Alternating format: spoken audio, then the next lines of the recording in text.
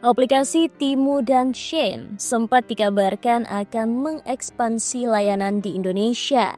Bahkan keduanya sudah sempat muncul di toko aplikasi Apple dan Google di tanah air.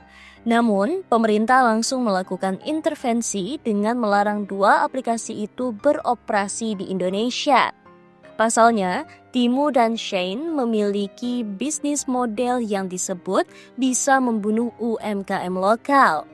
Keduanya menjual barang langsung dari produsen di Cina ke konsumen akhir tanpa ada perantara. Hal ini membuat harga jualnya sangat murah dan tidak membuka ruang kompetisi yang sehat dengan produsen lokal. Di negara lain, Temu dan Shein mendulang popularitas karena barang yang ditawarkan jauh di bawah harga pasar. Kendati demikian, eksistensi Temu dan Shein terancam tumbang gara-gara kebijakan tarif resiprokal yang ditetapkan Presiden Amerika Serikat Donald Trump. Trump menetapkan tarif sebesar 145% untuk barang impor dari Cina. Sebelumnya, Trump juga merencanakan penghapusan kebijakan de minimis yang selama ini dimanfaatkan oleh Temu dan Shein untuk beroperasi di Amerika Serikat. Kebijakan de minimis membebaskan barang-barang impor senilai kurang dari $800 dari tarif dan prosedur bea cukai. Hal ini membantu Temu dan Shein untuk menjaga harga tetap rendah dan meraih pangsa pasar.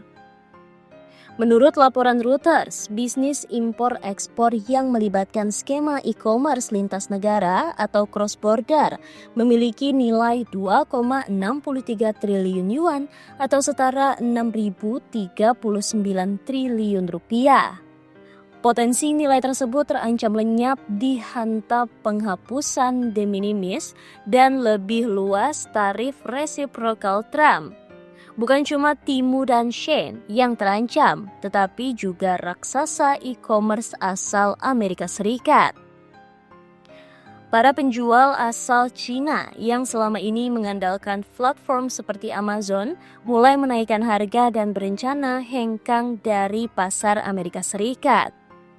Wang Xin, kepala Shenzhen Cross Border E-Commerce Association yang mewakili lebih dari 3.000 penjual Amazon, menyebut kenaikan tarif ini sebagai pukulan yang belum pernah terjadi sebelumnya.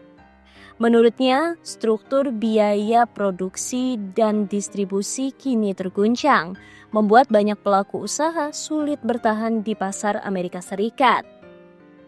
Ia menambahkan bahwa tarif tersebut juga dapat menyebabkan penundaan bea cukai dan biaya logistik yang lebih tinggi.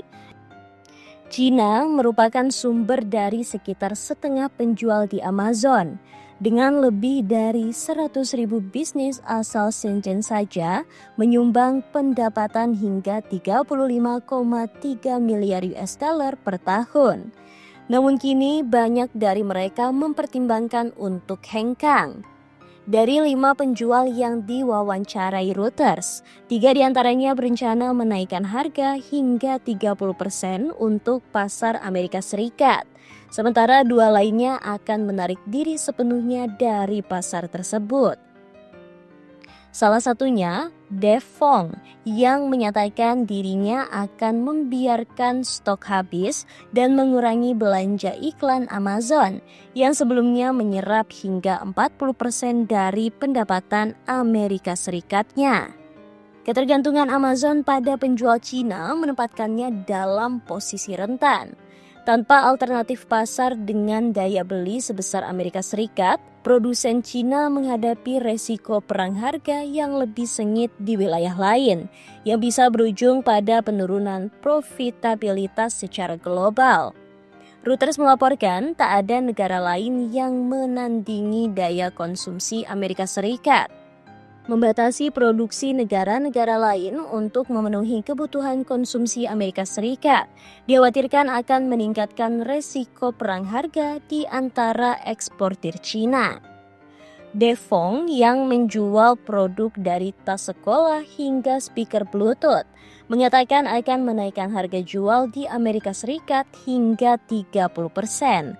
Ia mengatakan akan menghabiskan inventori barang yang tersisa dan mengurangi pengeluaran iklan di Amazon. Ia mengatakan selama ini biaya iklan di Amazon mengambil sekitar 40% dari pendapatannya di Amerika Serikat.